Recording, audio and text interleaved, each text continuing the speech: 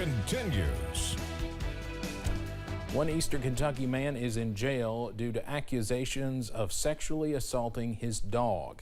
WYMT's Dakota Makers talked with troopers earlier today about the incident, and we want to warn you that details in this story could be too graphic for some of our viewers. Troopers tell me 30-year-old Andrew Bennett was arrested Sunday. Kentucky State Police received a call around 7:15 p.m. Sunday about an animal cruelty complaint. Troopers say they arrived at a place here on Butter Point Road in Jackson. Troopers told me they found video footage of Bennett having, quote, oral and sexual penetration with his dog. This investigation will be handled just like any other investigation that we conduct. Even more so, we don't take crimes against animals lightly. You know, that's a very serious crime, and that's something we want to do the best we can to stand up and give them a voice. Now we are told Bennett was charged with one count of sexual crimes against an animal. He is set for a preliminary hearing in Breathitt County. Dakota Makers, WYMT Mountain News. Bennett was taken to the Kentucky River Regional Jail. The Marine Corps League of Richmond is collecting supplies to donate to those that were devastated by the tornadoes last year out in western Kentucky. The League has donations coming in from Pennsylvania and Indiana, along with local help from the Richmond Fire Department, Police Department, and other local stores and individuals. The group will take a semi and U-Hauls along with their personal cars to Bremen on the 12th. And they just watched this tornado level their town. This town has been forgotten in a way. We're not going to let that happen. As a family, a community, and retired Marines upholding our titles as Marines and in a league, we don't let anybody be left behind. Organizers say if all goes well this weekend, they plan on having another donation drive in the spring to continue helping during the long recovery process. The Big Sandy region has seen its fair share of ice and snow recently, and that has caused roads in the region to become damaged. District 12 of the Kentucky Transportation Cabinet serves 7 counties in eastern and southeastern Kentucky, and due to the ice and snow have not been able to patch holes or continue with repairs on bridges and roadways. KYTC officials say because of the weather, the job has gotten harder for many of their crews, but to remain patient as repairs come along with slightly warmer weather. Well, our maintenance jobs and some of our bridge repair jobs, of course, due to the weather, have been delayed. But now with the sunny weather and the forecast, we're right back on them. Our maintenance guys, of course, are out pothole patching, fixing some of those areas, and then the contractors are working on their jobs. Westfall Holbrook says many of the crews out working are exhausted after dealing with the ice and snow, but folks are happy to get repairs started. We'll have more from KYTC officials coming up later tonight.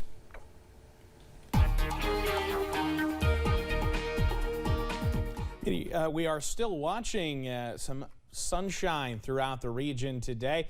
We've got plenty of it as we head through the remainder of today. And, well, I guess plenty of starlight as we head into tonight. Right above the camera lens right now, and that's why we're seeing that kind of rainbow effect. That's kind of the lens flare from the sun reflecting off the camera lens at this hour. No clouds to speak of. I-64 at Moorhead also looking beautiful. Mountain Parkway at Slade at this hour. Temperatures upper 40s, low 50s. The only exceptions being in our highest elevations. It's 41 Pine Mountain, 43 in Wise. Otherwise, pretty good shape as we head throughout this afternoon.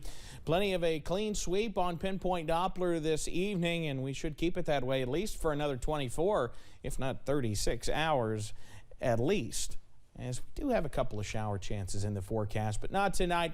Low to mid 40s, mostly clear skies, and it's a touch milder thanks to those south winds out there.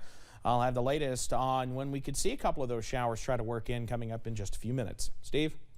Evan, thank you. The White House has officially begun the process of choosing a new Supreme Court nominee. Sources confirm officials have started reaching out to potential candidates, but no in-person meetings have taken place yet.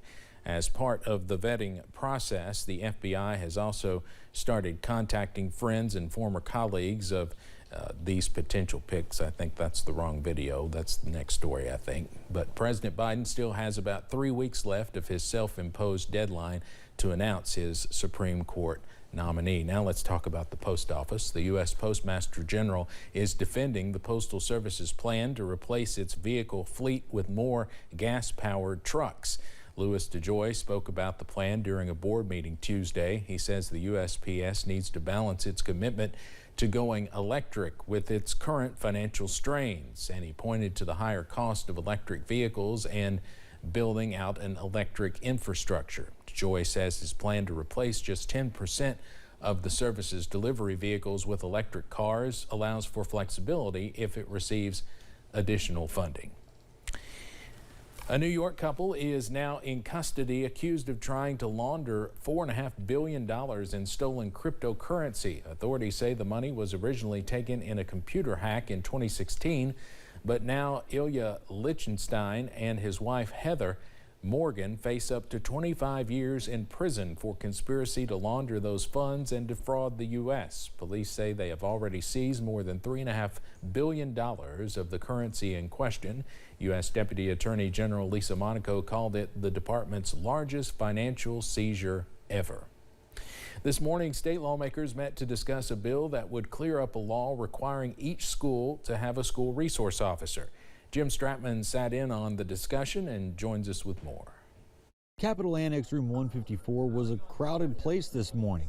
3 pieces of legislation were set to go before the Standing House Committee on Education. One, clearing up an issue with a controversial bill passed in 2020, requiring schools to have a school resource officer on site.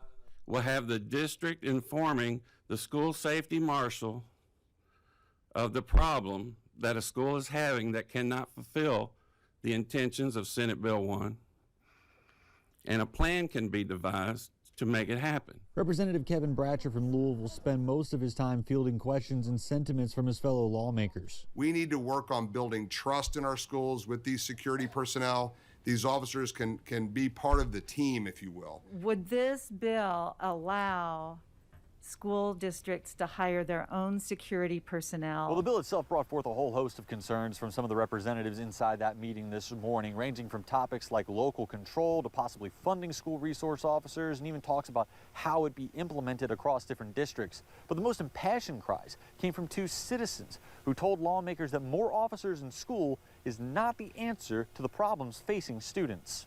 Representative, you talked about what Manny did in Lexington, but he did that in conjunction with mental health therapists. Our children are traumatized. They were traumatized before the pandemic, and it is worse now. And if you listen to the voices of the kids who have been through recent school shootings, those students have been screaming out for different types of changes and reforms that deal with what happens to them in school, but none of them are screaming for SROs. The bill did pass with all but 3 representatives voting yes. Reporting in Frankfort, Jim Stratman, WKYT. For many people with developmental, intellectual, or behavioral disabilities, what seems like a simple task can become a challenge. But one Southern Kentucky center is dedicated to helping these people thrive. A new Beginning Achievement Center in Somerset helps these adults gain valuable skills to aid them in independence. From banking to self-esteem, the Academy provides people with one-on-one, hands-on learning opportunities that best benefits their needs.